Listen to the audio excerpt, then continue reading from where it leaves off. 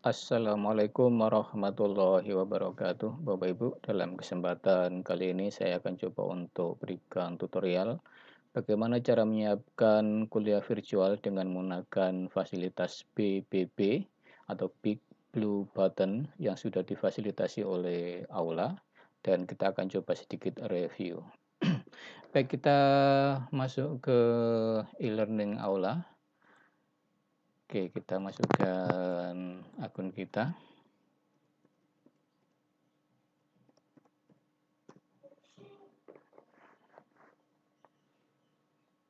Oke, setelah masuk kita cari di mana akan kita masukkan kuliah virtual kita, di kuliah apa. Kita klik saja misalkan ini, kemudian kita turn editing on. Oke, kita masukkan di minggu ke berapa, misalkan saya masukkan di minggu kedua. Ya, di minggu ke-1 sudah ada banyak.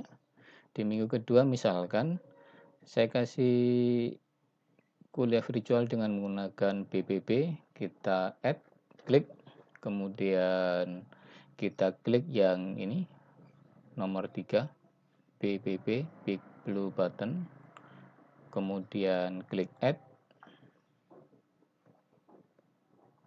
kemudian di sini kita tambahkan beberapa informasi.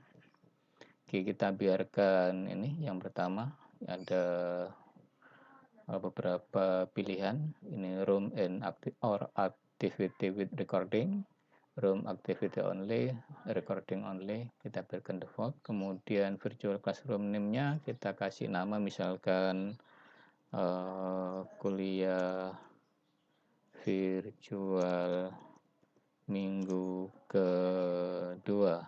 Oke, Anda tambahkan dengan topiknya juga boleh ya, misalkan. Kita show more, di sini Anda kasih deskripsi juga boleh. Ya, kuliahnya tentang topiknya ditaruh di sini, enggak apa-apa. Jadi namanya seperti ini, kemudian topiknya taruh di bawahnya sini boleh. Kemudian di display description-nya, misalkan saya kasih kuliah ini tentang apa? Misalkan teori antrian M strip 1. Oke, misalkan seperti ini. Kemudian kita display biar bisa dibaca oleh mahasiswa.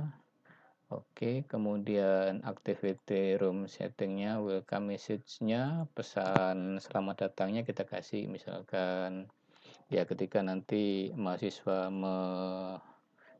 klik linknya, nanti begitu terbuka mereka akan membaca ini selamat datangnya ini, welcome to virtual class of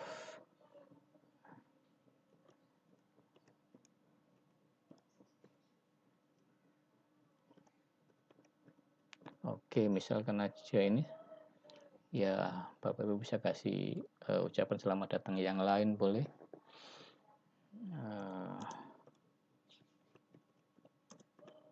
Ya, minggu kedua, wait for moderator. Jadi kalau kita klik, mereka harus menunggu moderator atau menunggu kita sebagai dosen untuk membuka lebih dulu di awal. Jadi sebelum kita buka, mereka belum bisa masuk. Itu kalau kita klik. Kemudian recording settingnya, oke, tidak ada pilihan apa-apa. Partisipannya udah kita biarkan. Oke, schedule for sessionnya kita schedule misalkan, oke, kita klik dulu enable-nya. Jadi mereka diperbolehkan join itu mulai atau opennya kapan. Ini misalkan kita mau set hari Senin minggu depan. Hari Senin minggu depan itu oke, tanggal 17 misalkan, jam 7 pagi. Oke, tanggalnya 17, jamnya 7 pagi. Oke, misalkan seperti ini. Kemudian join akan ditutup, jadi kita kasih berapa lama kesempatan mereka untuk join, misalkan 30 menit, ya berarti jadi ini oke, kita enable dulu, tanggal 17 tetap, kemudian kita kasih toleransi 30 menit untuk bisa join. Nah, berarti nanti setelah 30 menit dibuka, mereka tidak bisa join. Jadi kita kasih toleransi keterlambatan sampai 30 menit, kira-kira seperti itu. Kemudian common mode setting show, oke, jangan di hide, nanti nggak kelihatan oleh mahasiswa. Kemudian restrict access, tidak salah ya, karena bukan sesuatu yang sifatnya rahasia seperti soal begitu ya. Oke, kita biarkan karena sudah ada settingan schedule untuk sessionnya tadi ya.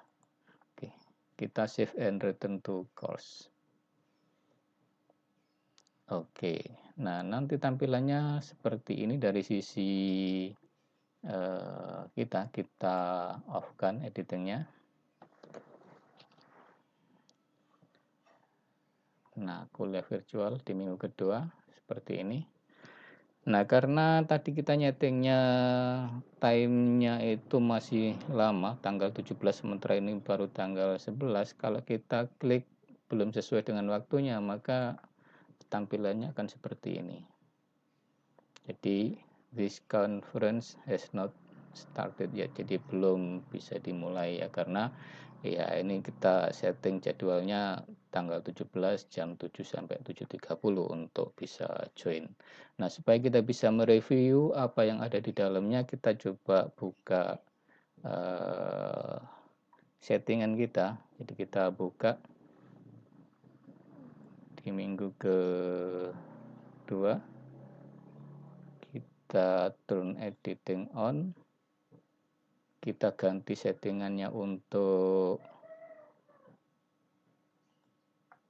time-nya, kita edit setting, time-nya kita buka sekarang saja, atau kita set sekarang supaya kita bisa buka. Oke, kita set schedule for session-nya itu tanggalnya 11 Agustus. Oke, ini kita set juga 11. Oke, jamnya 12.50 sekarang. Ini 12 kasih 50. Oke, ini jam 13. Oke, 30 lah. Oke. Jadi supaya kita bisa masuk untuk mereview apa yang ada di dalam nanti ya. Oke, kita save and return. Oke, kita off-kan editingnya. Kita lihat apa ya. Oke, ini minggu kedua. Kita klik. Nah, tampilannya beda dengan tadi. This conference room is ready. You can join the session now. Jadi kita bisa join sekarang. Nah, ini ada sudah aktif join sessionnya. Oke, kita masuk. Oke, ini halaman pertamanya terbukanya seperti ini. Di sini diberikan bagaimana Anda akan terhubung dengan audio. Ada dua pilihan, mikrofon, listen only. Mikrofon berarti kita akan bisa berbicara, tetapi kalau listen only nanti kita hanya mendengar. Tetapi ini settingan awal, nanti di dalam juga kita bisa setting lebih lanjut ya. Oke, kita pakai yang mikrofon.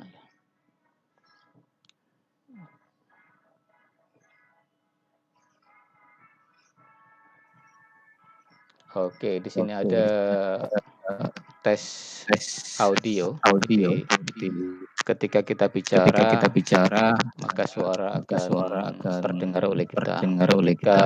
Ketika kita bicara dan terdengar dengan baik, maka kita bisa kasih yes di sini. Oke, kita klik. You are currently the only person in this conference. Oke, dan ini tampilan pertama di BBB-nya. Ada di sisi kiri adalah pesan dan pengguna. Ya, pesan dalam kondisi aktif. Nah, kalau ini kita klik, maka yang kedua tadi. Nah, ini untuk melihat pesan lebih lanjut. Siapa-siapa yang sudah kasih pesan ya. Nah, pesannya bisa send message-nya di sini. Kita tuliskan percobaan. Oke, kita enter, maka akan muncul di sini. Nah, jadi akunnya siapa dan pesannya apa muncul di sini ya. Kemudian yang di sebelah kiri ya ini pengguna. Jadi nanti ketika mahasiswa bergabung akun-akunnya akan terdaftar di sini ya.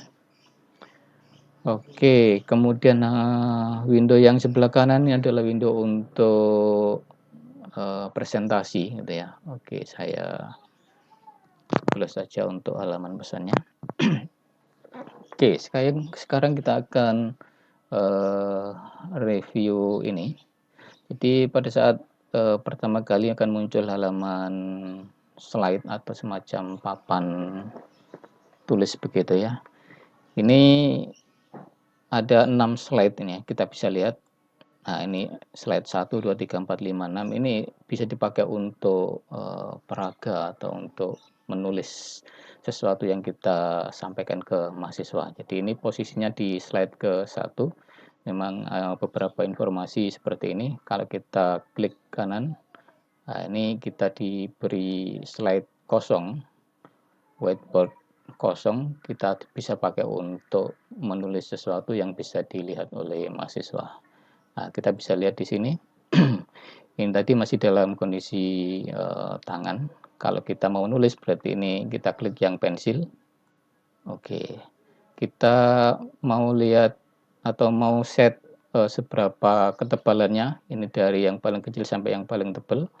Oke, kita coba ini. Nah, merah ya karena ini kita bisa setting warnanya. Mau biru berarti ketebalannya bisa di-set di sini. Nah, ketebalannya ini yang paling kecil. Nah, ini. Kemudian yang bawah ini untuk Ando. Nah, ini Ando. Kemudian yang bawahnya untuk clear semua tulisan di satu papan ya. Agak sulit sih menulisnya kalau pakai kursor ya. Slide yang kedua. Oke, misalkan seperti ini. Nah, kalau kita mau hapus semuanya ya bisa di clear begini. Oke, seperti itu. Ini slide yang kedua. Slide yang pertama tadi ada beberapa informasi. Slide ketiga.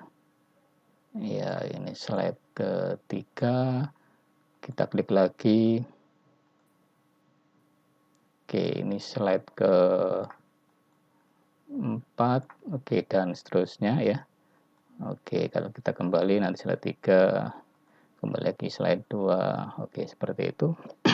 Nah, ketika Bapak Ibu memeragakan sesuatu, itu bisa melakukannya secara interaktif dengan mahasiswa. Jadi Bapak Ibu bisa mengaktifkan yang bawah ini, turn multi user whiteboard on. Jadi whiteboard ini bisa dipakai secara multi user. Jadi selain Bapak Ibu sebagai dosen juga misalkan bisa meminta mahasiswa untuk melanjutkan atau kasih pertanyaan dan melanjutkan.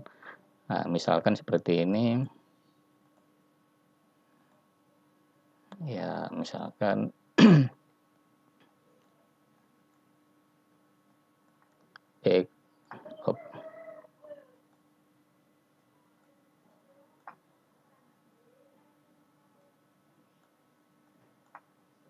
Oke, Y sama dengan X plus 5.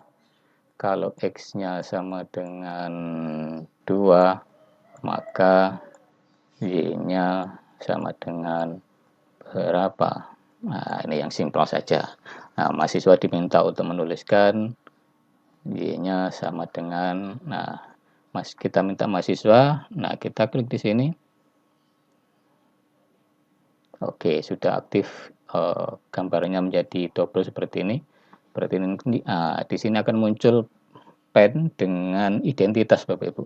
Beda dengan yang tadi ya. Jadi nanti mahasiswa ini boleh jadi di dalam kondisi seperti ini ketika kita mengaktifkan ini diperbolehkan untuk melakukan interaksi dengan menuliskan menggunakan ya fasilitas di tempatnya masing-masing.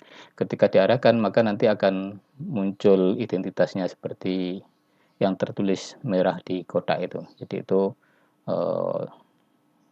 NIP kalau mahasiswa nanti akan keluar NIM-nya ya. Oke, seperti itu Bapak Ibu untuk interaktifnya ya. Kita nonaktifkan. Oke, gambarnya jadi tunggal. Nah, tidak muncul lagi identitas berupa NIP atau NIM-nya.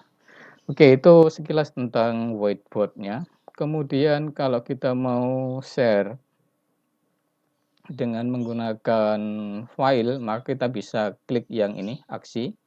Kita klik, kita unggah presentasi.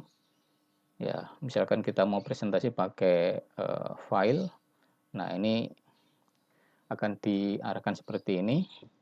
Kita mau presentasi pakai file. Nah, ini kita bisa klik di sini, drag file untuk unggah atau klik sehingga kita diarahkan ke folder di laptop kita. Kita mau mengunggah presentasi apa ya, kita misalkan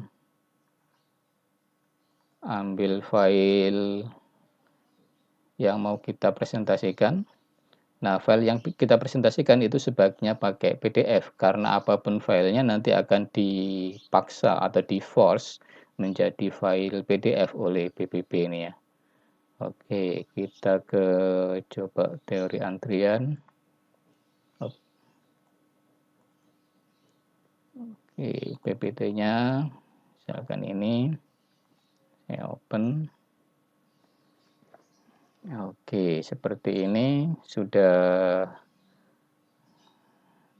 terupload ya. Nah, pastikan di sini Bapak Ibu di lingkaran ini yang mau kita upload itu benar-benar tercentang ya. Jadi ini kita bisa pindah centangnya. Nah, kalau yang mau kita sampaikan, kita upload adalah materi kita ini, berarti centangnya taruh di sini. Nah, nanti kalau misalkan kita mau menonaktifkan, ya kita kembali ke halaman ini dan kita klik yang ini. Oke, kita klik yang ini.